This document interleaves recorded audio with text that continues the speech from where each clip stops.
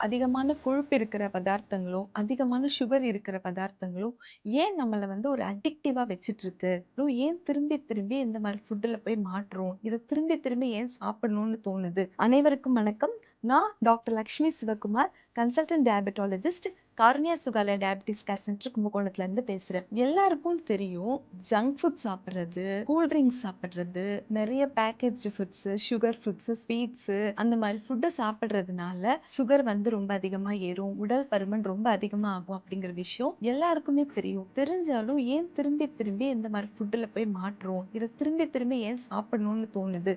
அப்படின்னா, அதுக்கு ஒரு காரணம் வந்து இந்த ஃபேட் சுகர் லூப் அப்படிதான். இந்த ஃபேட் சுகர் லூப் அப்படிங்கிறது ஒரு சுழற்சி முறை மாதிரி, ஒரு சர்க்கிள் மாதிரி தான் இது இருக்கும்.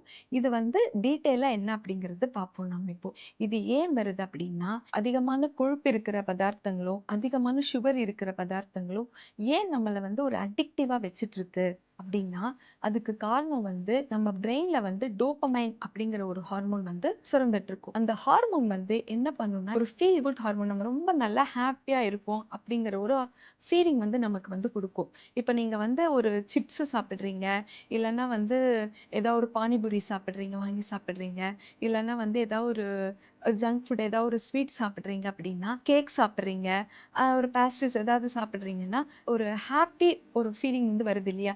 அதுக்கு காரணம் வந்து இந்த டோபமைன் ரிலீஸ் தான். இது என்ன பண்ணும் அப்படின்னா, நம்ம அப்போதைக்கு ஹாப்பியா இருக்கோம் அப்படிங்கிறது பரவால்ல. ஆனா, இதே ஃபுட்ட திருப்பி திருப்பி நம்ம சாப்பிடணும் அப்படிங்கிற ஒரு தூண்டுதலையும், அந்த ஒரு ஹேபிட் ஆக்கணும் அப்படிங்கிறதுலயும் இந்த ஹார்மோன் வந்து ஒரு முக்கியமான பங்கு வகிக்கும். அதனால தான் இந்த பிரெயின் வந்து இம்மீடியட்டா ரிவார்ட் வேணும் அப்படிங்கிறதுனால, திருப்பி திருப்பி அந்த ஃபுட்ட சாப்பிடணும் அப்படிங்கிற ஒரு எண்ணத்த தூண்டிக்கிட்டே இருக்கும். இது வந்து ஒரு முக்கியமான காரணம். நம்ம வந்து திருப்பி திருப்பி இத சாப்பிடுறதுக்கு. இத தவிர நம்ம கடைகள்ல பேக்டு ஃபுட்ஸ் வந்து நம்ம நெறைய பேர பார்த்துருப்போம்.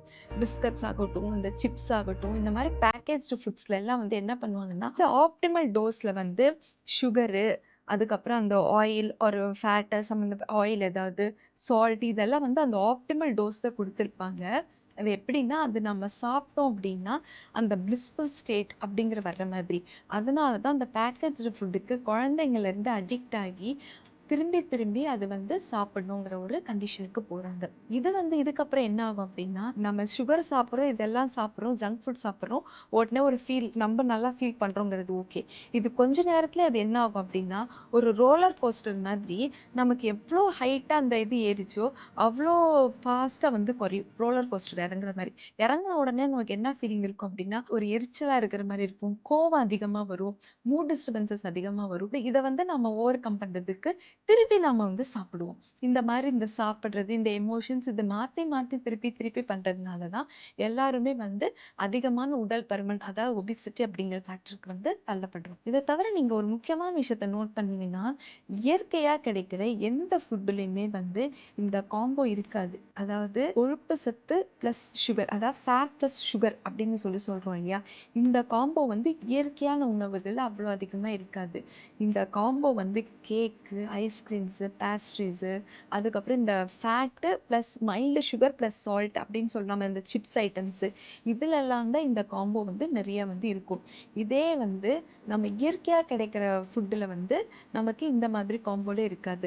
அதுல வந்து ஒண்ணு ஃபேட் அதிகமா இருக்கிற மாரி ஏதோ ஒரு நட்ஸ் அந்த மாரி இருக்கும். இல்லன்னா பால், வெண்ணெய் அந்த மாரி இருக்குமே தவிர, இது வந்து உங்களுக்கு இந்த ஃபேட்டும், சுகரும் கம்பைன் ஆகுற காம்போ வந்து இயற்கையில கிடையாது. அதனால நம்ம உடம்பு இவ்வளவு அதிகமான ஃபேட்டையும், சுகரையும் சமாளிக்கிற அளவுக்கு உடலோட செரிமான தன்மையாகட்டும், உடலோட அமைப்பு வந்து இதுக்கு ஏற்றது கண்டிப்பா கிடையாது. அதனால தான் நம்மளுக்கு வியாதிகள் வர தொடங்குது. சரி, இது என்ன அப்படிங்கிறத பார்த்துட்டோம். இப்போ இது இந்த சைக்கிள் இப்படியே போயிட்டு இருக்கு இல்லையா? இது ஏன் உடைக்கிறது அவ்வளோ கஷ்டமா இருக்குன்னா, நமக்கு அந்த ஹேபிட் மெமரி அப்படின்னு ஒண்ணு வந்து செட் ஆயிடும். ஏன்னா நம்ம பழக்கவழக்கம் வந்து நமக்கு அப்படியே வந்து ஒரு மெமரி மாதிரி நமக்கு உடம்புல பிரெயின் வந்து ஸ்டோர் பண்ண ஆரம்பிச்சுரும். எப்படின்னா, ஸ்ட்ரெஸ்ஸா இருந்தா சிப்ஸு சாப்பிடுறது. ரொம்ப சேடா, ரொம்ப கவலையா இருக்கும் அப்டின்னா, ஏதோ ஒரு ஐஸ்கிரீம் சாப்பிடுறது. இல்லன்னா வந்து மிட் நைட்ல ரொம்ப நேரம் ஒர்க் பண்றோம். இல்லன்னா மிட் நைட்ல கொஞ்ச நேரம் முழிச்சிருந்தோம்னா, லேட் நைட்டா கிரேவிங்ஸ் ஏதாவது ஃபுட் சாப்பிடணும்னு தோன்றது. இதெல்லாம் நீங்க நல்லா யோசிச்சு பார்த்தீங்கன்னா, இதெல்லாம் வந்து ஒரு மெமரி லூப். இந்த ஒரு பழக்கம் இது உடனே இது சாப்பிடணும். நமக்கு வந்து ஒரு போர் அடிக்குது, உடனே வந்து ஒரு சிப்ஸ் சாப்பிடணும். இல்ல ஒரு டிவி முன்னாடி உட்காந்து நம்ம ஒரு கிரிக்கெட் மேட்ச் பார்க்குறோம், இல்லன்னா ஒரு மூவி பார்க்குறோம். கையில ஏதாவது ஃபுட் இருந்து சாப்பிட்டுட்டே இருக்கணும். அது முடியிற வரைக்கும் நம்ம வந்து சாப்பிட்டுட்டே இருக்கணும். இது வந்து இந்த ஹேபிட் அண்ட் மெமரி வந்து இது வந்து ஒரு லூப் மாதிரி நம்ம வந்து இதுக்குள்ளேயே அப்படியே சுத்திக்கிட்டே இருக்கிற மாரி இருக்கும். அதனால இது வந்து நம்ம உடைச்சு வெளில வர்றதுங்கிறது, ஒண்ணு நம்ம இந்த ஹேபிட்ட உடைச்சா மட்டும் தான் நம்ம இதுலேருந்து வெளியில வர்றதுங்கிறது சாத்தியமா இருக்கும். இன்னொன்னு இதே மாரி தான் எமோஷனல் ஈட்டிங் அப்படின்னு சொல்லுவோம். எமோஷனல் ஈட்டிங் நெறைய பேர் ரொம்ப கோவமா இருக்கு. அப்படியே டென்ஷன், ஆங்ஸைட்டி, ஒர்க்ல வேலை செய்ற இடத்துல டென்ஷன், வீட்ல ஏதாவது ஒரு டென்ஷன், என்ன இருக்கோ எல்லாத்தையுமே கையில என்னென்ன கிடைக்கோ இருக்கிற எல்லாத்தையும் சாப்பிட்டுட்டு இருப்பாங்க. இந்த எமோஷனல் ஈட்டிங்ஸு, அதே மாரி இப்போ நான் ஏற்கனவே சொன்ன மாதிரி ஒரு சேடா இருந்தா வந்து ஏதாவது ஒரு பர்ட்டிகுலர் ஃபுட் வந்து அப்படியே கன்டினியூஸா சாப்பிட்டுட்டு இருக்கிறது. நெறைய பேர் பார்த்தீங்கன்னா, நல்லாவே தெரியும். இந்த கிரிக்கெட் மேட்ச் பார்க்குறப்போ, அந்த பிளேயர்ஸ் அவ்வளோ டென்ஷனா இருக்காங்களோ இல்லையோ, நம்ம வாட்ச் பண்றவங்க நமக்கு அவ்வளோ டென்ஷனா இருக்கும். அத நம்ம ஓவர் கம் பண்றதுக்கு அவ்வளோ அப்படியே உள்ள சிப்ஸு என்னென்ன இருக்கோ பாப்கார்ன் எல்லாமே உள்ள இறங்கிட்டே இருக்கும். அது எவ்வளோ நேரம் இறங்குச்சு அப்படிங்கிறது சாப்பிட்றவங்களுக்கே தெரியாது. அவ்வளோ நேரம் இறங்கிட்டே இருக்கும். இதெல்லாம் வந்து எமோஷனல் ஈட்டிங். அதனால தான் நமக்கு திருப்பி திருப்பி அந்த சுகர் லூப்குள்ளேயே நம்ம வந்து போய் மாட்டிக்கிறோம். நமக்கு வந்து கட் பிரெயின் ஆக்சிஸ் அப்படின்னு சொல்லிட்டு ஒண்ணு இருக்கு. அதாவது நம்மளோட உணவு குடல் இருக்கு இல்லையா? அதுக்கும் நம்ம மூளைக்குமே ஒரு சம்மந்தப்படுத்துறது தான் இந்த கட் பிரெயின் ஆக்சிஸ். இது வந்து அஃபெக்ட் ஆனா நம்ம வந்து அந்த ஃபேட் சுகர் லூப்ல மாட்டோம். எப்படின்னா, நம்ம ஒவ்வொரு தடவையும் சாப்பிடுறப்ப அதாவது வெளியில இருக்கிற ஃபுட்டு சாப்பிடுறப்போ, ப்ரிசர்வ்டு ஃபுட்டு இதெல்லாம் சாப்பிடுறப்போ, நம்ம குடல்ல நார்மலா இருக்கிற பாக்டீரியா இருக்கும் ஈகோலி. இந்த பாக்டீரியாவோட கன்டென்ட் இது எல்லாமே வந்து கொஞ்சம் மாற ஆரம்பிச்சிடும். இது மாறுறது வந்து நம்ம பிரெயின்ல குடுக்குற சில சிக்னல்ஸ் குடுக்கும். இத வந்து நமக்கு திருப்பி திருப்பி அந்த கிரேவிங்ஸ் அந்த ஃபுட்டு சாப்பிடணும் அப்படிங்கிற ஒரு ஃபீலிங் வந்து இருந்துட்டே இருக்கும். இதனால அது கொஞ்சம் நம்ம நிப்பாட்டுறதுங்கிறது கஷ்டமா இருக்கும்.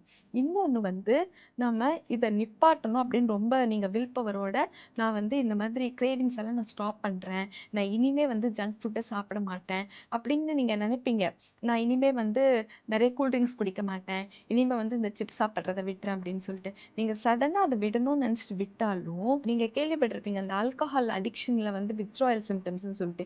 இந்த மாரி இதுலயுமே நீங்க சாப்பிட்டு அந்த ஹேபிட் மெமரி, அந்த எமோஷனல் ஈட்டிங் இதெல்லாம் டெவலப் ஆனதுனால, ஆல் ஆஃப் தி சடன் நீங்களோட ஈட்டிங் ஹேபிட் நீங்க மாத்தணும் அப்படின்னு நினைச்சீங்கன்னா, ஹெடேக் வர்றது, டயர்ட்னஸ்ஸு, கோவம் வர்றது, டிப்ரஷன் இந்த மாரி சில சிம்ப்டம்ஸ் வர்றதுக்கும் நெறைய வாய்ப்பு இருக்கு. இந்த லூப்ல இருந்து உடைச்சிட்டு வெளியில வர்றதுங்கிறது கொஞ்சம் கடினமான வேலை தான். ஆனா, கண்டிப்பா நம்மளால அத வந்து பண்ண முடியும். ஃபர்ஸ்ட்டு நம்ம வந்து நம்மள நாம அவேரா நம்ம கண்காணிச்சுக்கிறது. நீங்க நல்லா உங்கள நீங்க வந்து கண்காணிச்சு பாருங்க.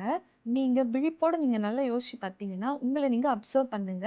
எந்தெந்த டைம்ல உங்களுக்கு அந்த கிரேவிங் வருது? உங்களுக்கு நீங்க சேடா இருக்கிறப்ப சாப்பிடுறீங்களா? இல்ல ரொம்ப வந்து ஒரு ஆங்ஸைட்டில சாப்பிடுறீங்களா? இல்ல ஒரு எப்பயாவது ஒருத்தங்க இந்த ஹாப்பி மூடுக்கும் சாப்பிடுறதுங்கிறது கொஞ்சம் ரேரா இருக்கும். ரொம்ப ஹாப்பியா இருக்கிறப்ப சாப்பிடுறதுங்கிறது அவ்ளோ கம்மியா இருக்காது. இந்த மத்த எமோஷன்ஸ் இருக்கு இல்லையா? ஆங்ஸைட்டில, ஸ்ட்ரெஸ்ல, இல்ல சோகமா இருக்கிறப்போ, எப்ப வந்து நீங்க சாப்பிடுறீங்க? எப்ப இந்த கிரேவிங்ஸ் வருதுன்னு ஃபர்ஸ்ட்டு நீங்க உங்கள நீங்க அப்சர்வ் பண்ணிக்கோங்க.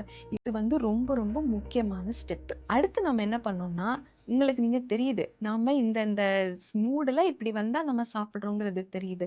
அப்போ கொஞ்சம் அப்படியே உங்க ஹேபிட்ட மாத்துறீங்க. நீங்க சாப்பிட உட்கார்றப்ப இந்த சிப்ஸுக்கு பதிலா நட்ஸ் எடுத்துக்கோங்க. அந்த மாதிரி இதுக்கு பதிலா அது அப்படிங்கிற மாரி. சிப்ஸுக்கு பதிலா நீங்க நட்ஸ் சாப்பிடலாம். நீங்க இனிஷியலா வந்து நீங்க கூல் ட்ரிங்க்ஸ் குடிக்கிற பழக்கம் இருக்கு அப்படின்னு சொன்னேன்னா, அதுக்கு பதிலா ஜீனி போடாத ஃப்ரெஷ் ஜூஸஸ். இந்த மாதிரி நீங்க வந்து இந்த இதுக்கு பதிலா இது அப்படிங்கிற மாரி ஒரு சில பழக்கத்த நீங்க மாத்திக்கிறது மூலமா பண்ண முடியும். இன்னொரு முக்கியமான விஷயம், நம்ம 3 வேளை சாப்பிடுற ஃபுட்டு வந்து நம்ம வந்து சரிவிகித உணவா நம்ம கரெக்ட்டா பார்த்து எடுத்துக்கணும். அதாவது சரியான அளவுல புரதச்சத்து இருக்கா நம்ம ஃபுட்டுல? சரியான அளவுல மாவுச்சத்து இருக்கா? ரொம்ப அதிகமா இருக்கக்கூடாது. மாவுச்சத்துங்கிறது 1/4 பாகத்துக்கு மட்டும் கரெக்ட்டா இருக்கா மாவுச்சத்து? கொழுப்புச்சத்து தேவையான அளவுக்கு இருக்கா? நம்ம தேவையான அளவுக்கு விட்டமின்ஸ், மினரல்ஸ் எல்லாமே ஒரு நாளைக்கு அந்த சாப்பிடுற ஒரு வேளை உணவுல இது எல்லாமே இருக்கா? அப்படிங்கிறத கண்டிப்பா கரெக்ட்டா நீங்க கண்காணிச்சுக்கோங்க. இது வந்து உங்களோட ஃபுட் கிரேவிங்ஸ் தவிர்க்க ரொம்ப முக்கியமா உதவும். இன்னொரு முக்கியமான விஷயம், நிறைய தண்ணி குடிக்கிறது. எவ்வளவுக்கு எவ்வளோ முடியுமோ 1 மணி நேரத்துக்கு ஒரு தடவ நீங்க ஒரு ரிமைண்டர் செட் பண்ணி கூட, நீங்க வந்து கொஞ்சம் கொஞ்சமா தண்ணி வந்து நீங்க எடுத்துக்கிட்டே வரலாம். நீங்க அந்த அளவுக்கு நீங்க வந்து வாட்டர் எடுக்க எடுக்க, உங்களுக்கு இந்த கிரேவிங்ஸ் வந்து குறையறதுக்கு நிறைய வாய்ப்பு இருக்கு. ரொம்ப ஸ்பீடா ஆல் ஆஃப் தி சடன் ரொம்ப பண்ணாம, ஒரு ஸ்டெப் ஒரு தடவைங்கிற மாதிரி நம்ம ஒவ்வொரு ஸ்டெப்பா கரெக்ட்டா கொண்டு போனோம் அப்படின்னா, இந்த சைக்கிள்ல இருந்து கண்டிப்பா வெளியில வர்றது அப்படிங்கிறது கண்டிப்பா சாத்தியமாகும். ஃபர்ஸ்ட் ஸ்டெப் வந்து நம்ம அவேர்னஸ். விழிப்புணர்வு முதல்ல நாம எடுத்து வைக்கிற அடி வந்து விழிப்புணர்வு. அடுத்த அடி வந்து நம்ம எடுக்க போற செயல்கள். அதாவது ஆக்ஷன்ஸ். ஸோ இதப்படி பண்ணோம் அப்படின்னா, நம்ம உடல் பருமன வந்து தடுக்க முடியும். இதனோட ஒரு முக்கியமான காரணமான இந்த ஃபேட் சுகர் லூப்ல இருந்து நம்ம கொஞ்சம் வெளியில வர முடியும். இதோட இதுக்கு காரணமான உடல் பருமன நம்மளால குறைக்க முடியும். இந்த உடல் பருமன் வந்து சர்க்கரை வியாதிக்கு, மத்த நிறைய பிரச்சனைகளுக்கு ஒரு அடிப்படை காரணமா இருக்கு. சர்க்கரையை வெல்வோம் அக்கறையுடன். நன்றி.